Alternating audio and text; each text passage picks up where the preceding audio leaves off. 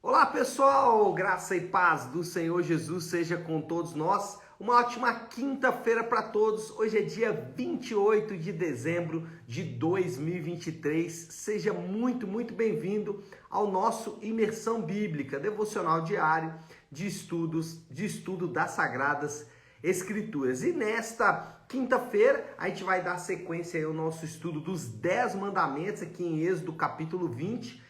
Ontem a gente falou dos dois primeiros, fizemos uma introdução sobre os 10 mandamentos e depois falamos dos dois primeiros mandamentos. Avançando agora, a gente vai falar do mandamento 3 e 4. E eu quero já ler o texto, que é Êxodo capítulo 20, do 7 até o 11. Se caso você não ouviu ou não viu o devocional de ontem, é talvez importante, porque ali a gente fez algumas introduções defendendo aí a obediência aos 10 mandamentos. Mas para isso, você vai precisar voltar aí no devocional de ontem para entender bem. Mas vamos lá, Êxodo capítulo 20, versículo do 7 até o 11, que diz assim: Não tomarás em vão o nome do Senhor, o teu Deus, pois o Senhor não deixará impune quem tomar o seu nome em vão.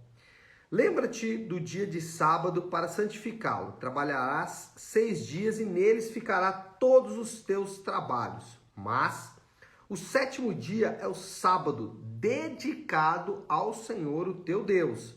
Nesse dia não farás trabalho algum, nem tu, nem teus filhos ou filhas, nem teus servos ou servas, nem teus animais, nem os estrangeiros que morarem em tuas cidades. Pois em 6 dias o Senhor fez os céus e a terra, o mar e tudo que nele existe, mas no sétimo dia descansou. Portanto, o Senhor abençoou o sétimo dia e o santificou. Então está aqui os versículos de 7 a 11 e aqui mais duas obrigações do povo do pacto. Ontem o título do devocional era as obrigações, eu mudei para as leis de Deus. Hoje as leis de Deus parte 2.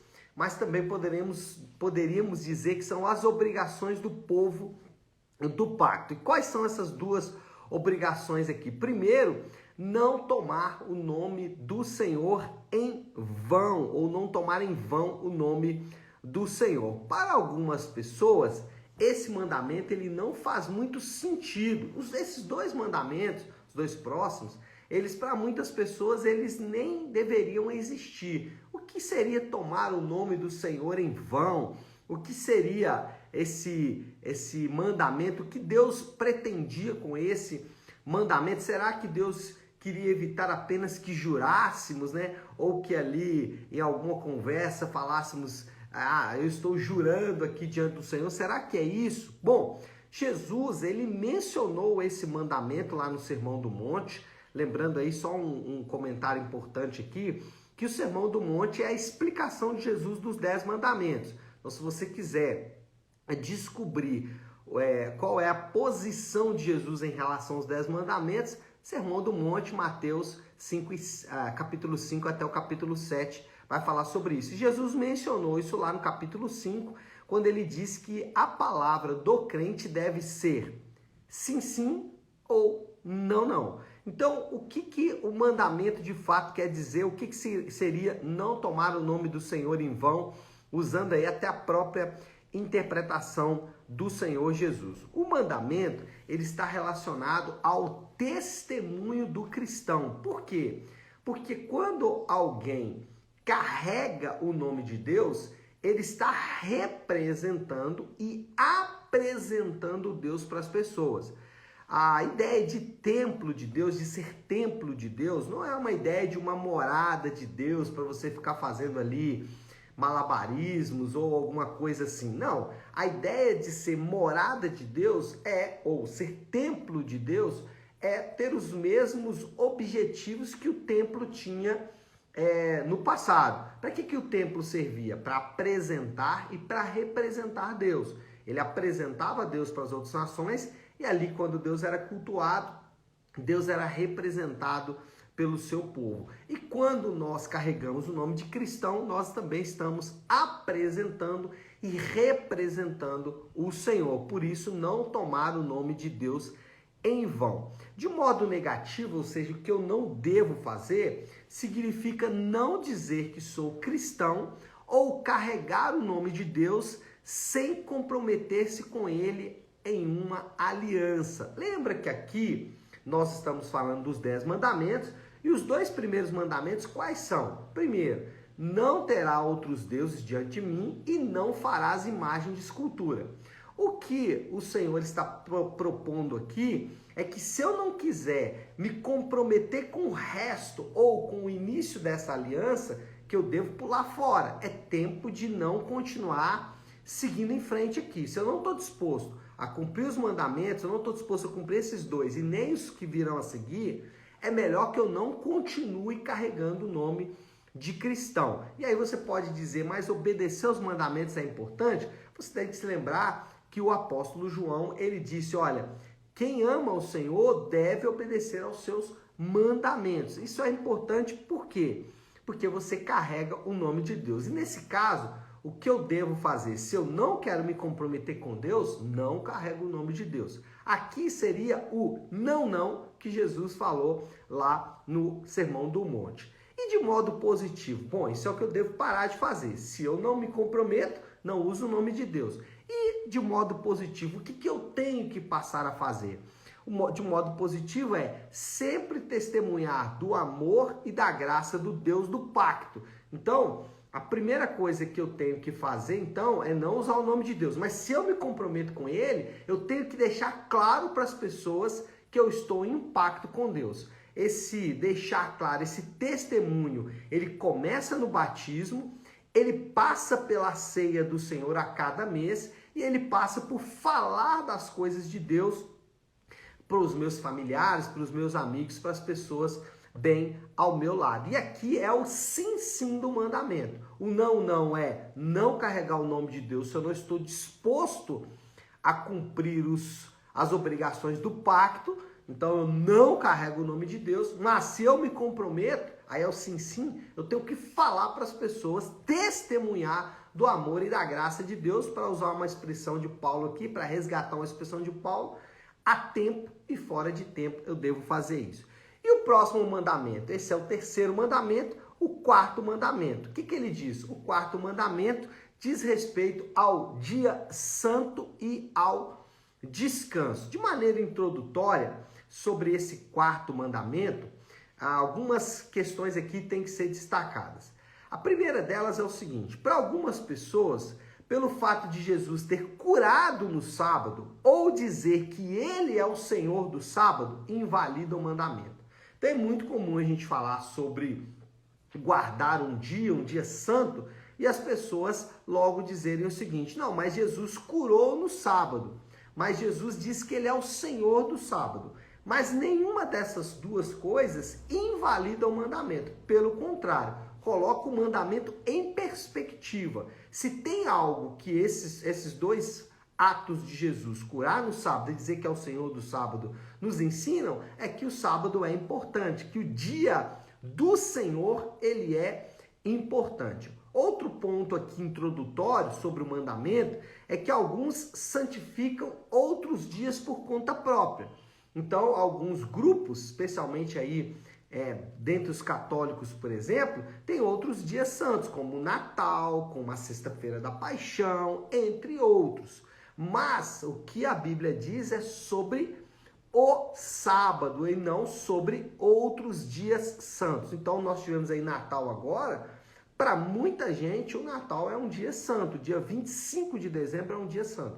Mas não devemos santificar o Natal, ainda que seja uma data muito importante, temos que comemorar, só que o dia do Senhor é o sábado e não qualquer outro dia que eu tenha, que dê na minha cabeça. E o 3º ponto aqui é que quando o Senhor ressuscitou, os cristãos adotaram o dia da ressurreição como o sábado. Isso é importante porque alguns questionam, então nós temos que ser como adventistas, né? Os adventistas, eles não fazem nada no sábado e mais ainda, né? Além de não fazerem nada no sábado, eles ainda tornam a guardar o sábado como uma espécie de obra para salvação. E outra coisa, será que tem que ser o sábado, esse dia no nosso calendário humano? Não, nós não precisamos transformar o sábado nesse dia místico como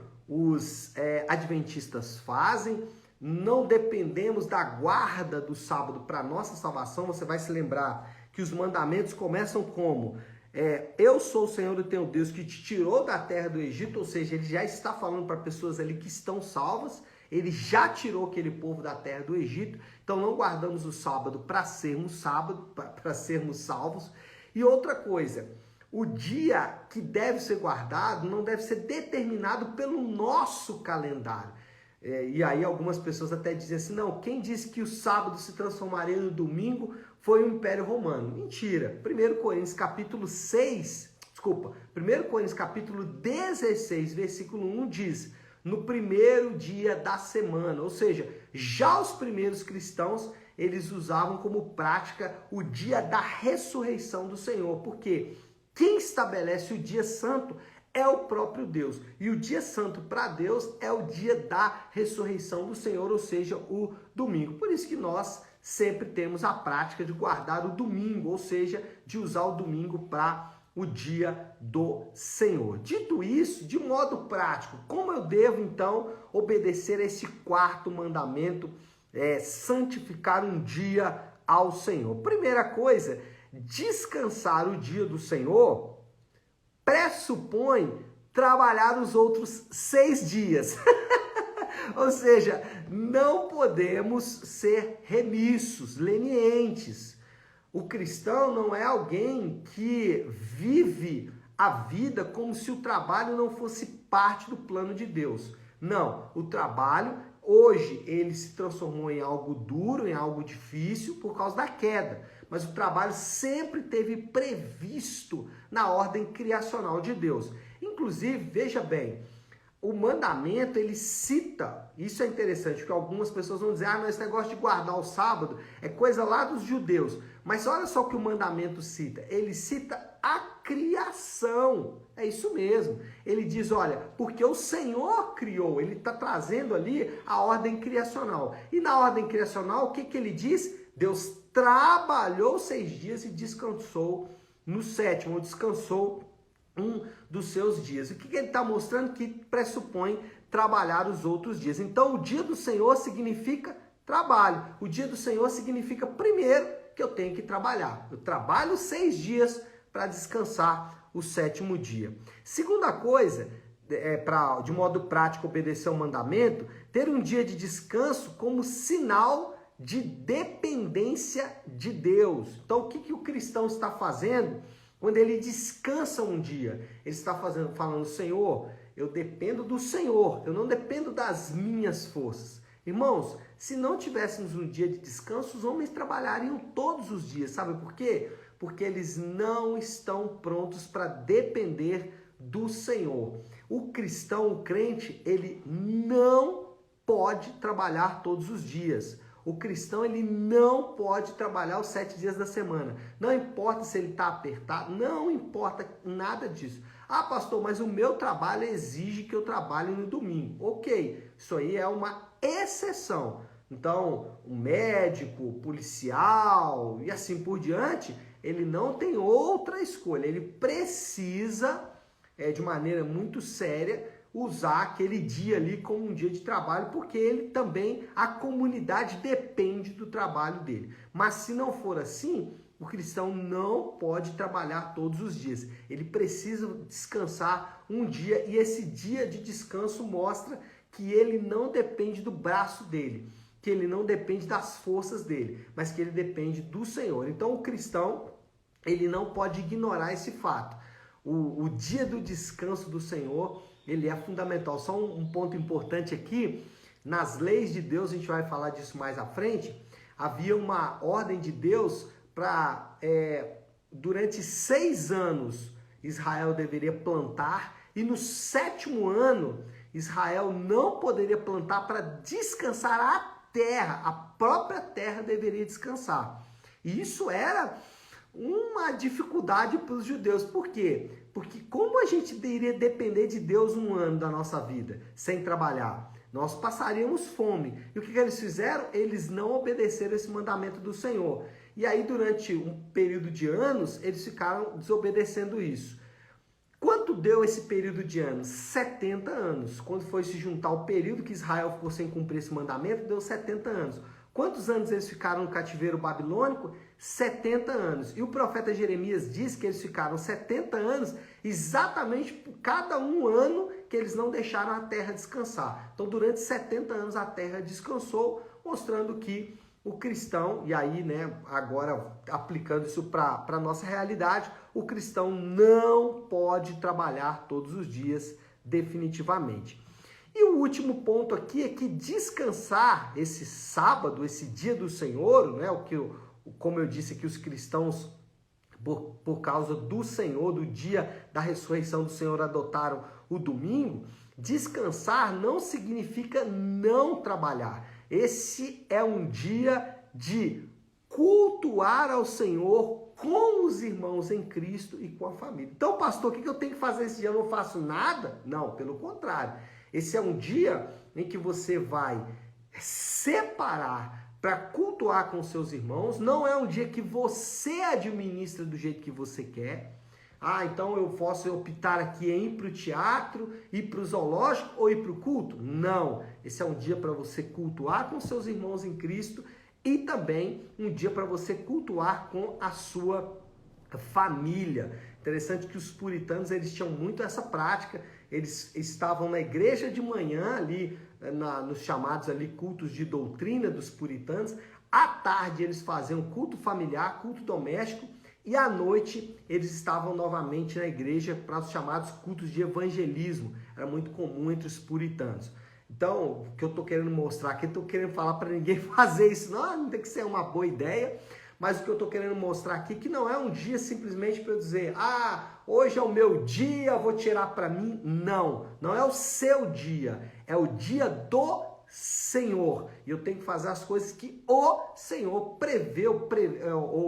prescreveu para que eu fizesse naquele dia. O que o Senhor espera? Cultuar a Ele com os irmãos em Cristo e você também ter um tempo ali com a sua família. Nesse caso pode ser com a família mais próxima, esposa, esposo, ou pode ser com os pais, os filhos ali, tudo mais, ou famílias ou familiares um pouco mais distantes.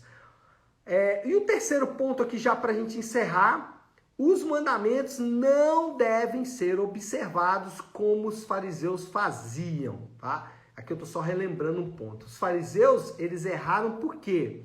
Porque eles obedeciam o mandamento ou por legalismo, o que é isso? Se eu não obedecer, Deus vai me punir, ou por egoísmo. Eu vou obedecer para obter vantagens. Não, os mandamentos devem ser obedecidos para glorificar aquele que nos tirou da terra do Egito. Por isso que os mandamentos começam exatamente dessa forma. Eu sou o Senhor que te tirou da terra do Egito. Então, por isso, façam isso. E isso tudo deve ser feito para a glória daquele que nos tirou da terra do Egito. Desafio do Léo para esta quinta-feira. Qual a aplicação final? Obedeça, né, irmãos? Estão aí os mandamentos para serem obedecidos. Então, não busque subterfúgios evasivos aí para tentar escapar da obediência desses mandamentos. Não, eles estão aí, devem ser obedecidos. Nenhum mandamento foi abolido. Pelo contrário, o Senhor Jesus explicou como deveria funcionar cada um dos mandamentos. Tá certo, pessoal? Vamos orar, vamos colocar tudo isso aí diante de Deus. Se você puder, então, aí, pare um instante o que você está fazendo e vamos juntos buscar a Deus em oração.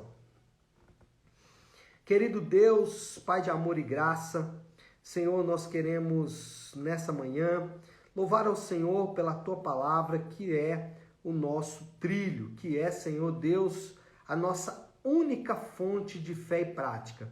Obrigado, Pai, porque a Tua palavra sempre nos ensina. E nessa manhã nos ensinou duas lições preciosas dos Teus mandamentos. Duas ordenanças que não devemos deixar de seguir em hipótese alguma. Somos obrigados, por causa do nosso pacto, a cumprir essas obrigações e a fazermos com o nosso coração cheio de alegria, porque os mandamentos do Senhor não são pesados. Ao contrário, eles são exatamente a expressão do amor e do cuidado do Senhor para com o teu povo. Obrigado pelos teus mandamentos, Senhor. Assim nós oramos e agradecemos em nome de Jesus. Amém. Amém, pessoal? Bom, então é isso. Nós vamos ficando por aqui. Que Deus te abençoe. Uma excelente quinta-feira para todos. Fiquem com Deus.